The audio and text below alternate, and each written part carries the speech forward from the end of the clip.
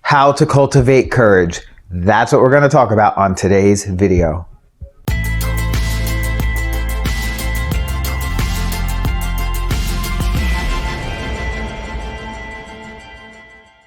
Welcome back. My name is Dom and I help people to step into their truth and power.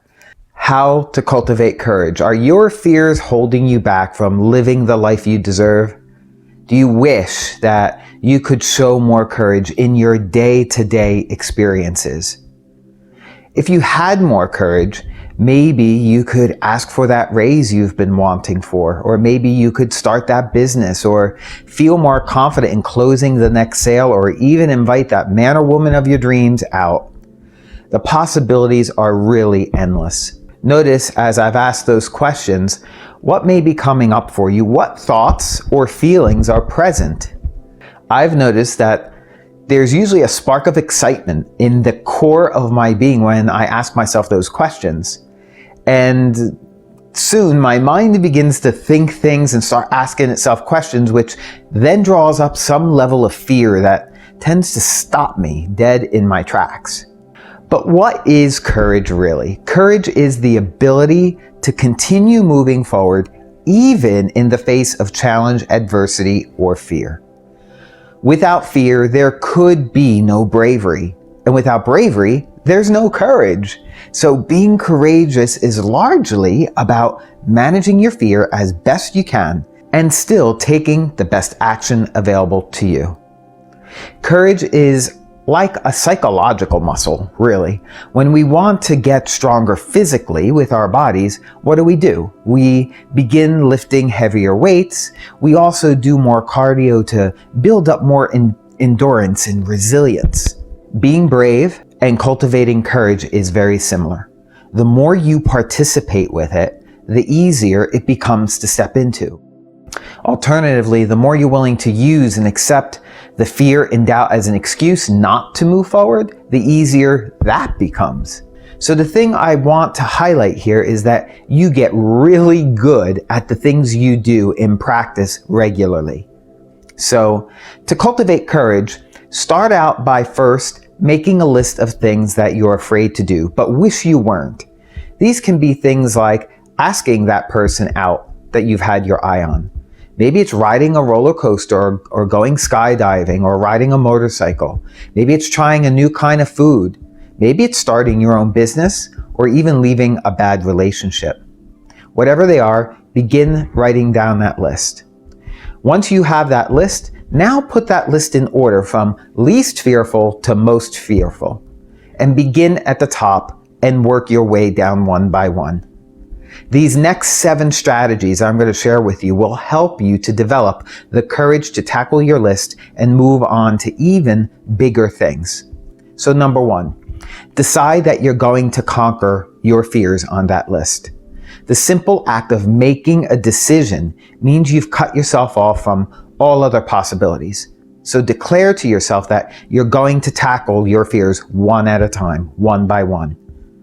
Number 2, accept the fact that there will be some fear. Fear can frequently be decreased, but sometimes it cannot be completely eliminated.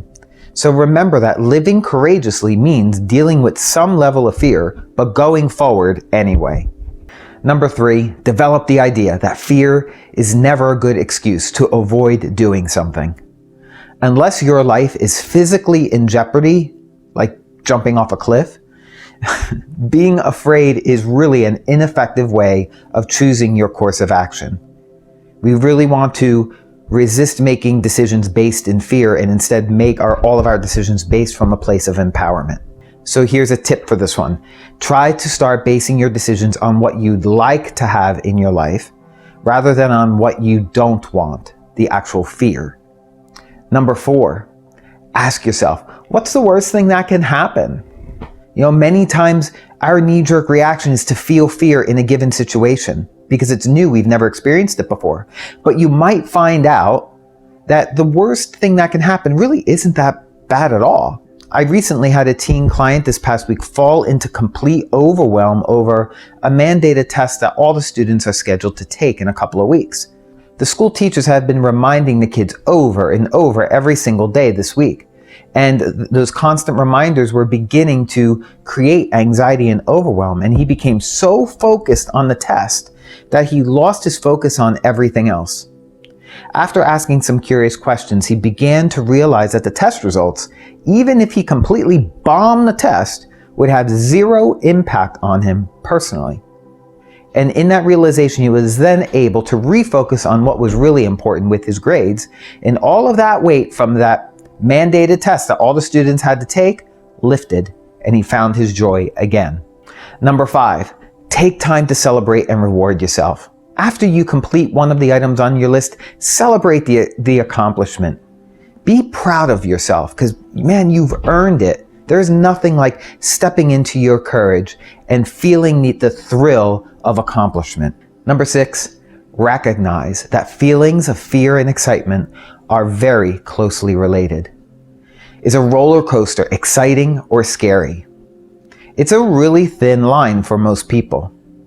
My gosh, I remember the first time I rode a roller coaster. In fact, it was in May of 1985 on grad night at Six Flags. The park was just filled with high school seniors. And there was this girl that I was friends with. Hi, Dawn. She told me in school, she found out that I had never ridden a roller coaster. And she said that if she sees me in the park, that she's going to take me on the closest roller coaster where we are standing by. Well, I thought, I don't have to have a worry because the park is really big. There's going to be tons of people there. She's never going to find me. And I'll keep my eye out for her just in case. Well, I'm not even there an hour, and she comes up behind me. She spots me. She comes up behind me. I'm standing next to this roller coaster called Lightning Loops. And if you're familiar with Six Flags Great Adventure here in New Jersey, the coaster's not there anymore. It was an old coaster, but it was one of the first looped roller coasters that existed. So not only was it just a roller coaster, but it was a coaster that went upside down and backwards. So when she found me, I was like, holy shit, I can't believe this. Inside, I really did want to ride it, but my fears always stopped me. So she grabbed me by the hand, she pulled me on the ride, she said, let's go. And my heart's like beating really fast. And I'm standing on the queue line, and the queue line had to go up this set of stairs, and the stairs went above the tree line, and the stairs were made of metal grates. So not only could you see through them down, but you could see through the slats of the steps as well.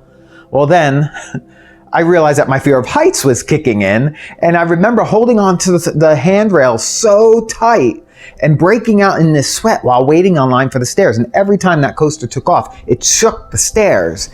So now my anxiety is like really getting driven up. I'm like, I can't believe this. My heart was racing, I'm sweating, but I'm standing online and I'm doing it. In spite of the fear was very present. It was there, but I was able to crack through that fear. And I've since ridden all kinds of roller coasters. Granted, I still have that spark of fear inside when I'm riding a roller coaster, even today. It's a fear of the unknown. But the fear doesn't stop me, because now I love the thrill of the speed and the unexpectedness of what the experience has in store for me. Horror movies are a similar experience for people. I've actually stopped watching horror movies a number of years ago because I find that style of entertainment not to be life-enhancing, but life-draining for me. But for everyone on some level, the difference between excitement and terror can sometimes be really difficult to ascertain. So here's another tip just for this one. Try telling yourself that you're just really excited the next time you take action to do something on your list that feels scary.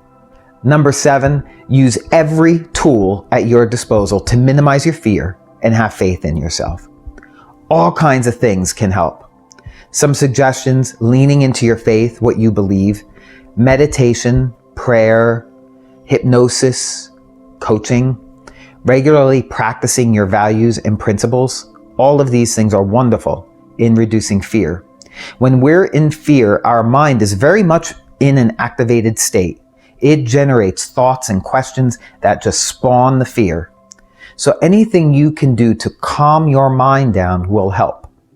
In fact, I recently created a powerful 10 to 12 minute visualization that walks you through a process of calming the mind down. You can download that for free right now. I've put the link for you in the description box and the comments below, so I invite you to go check that out. Know that you can live courageously. Put the above 7 things I've mentioned into action today. The key is to start small and move forward from there.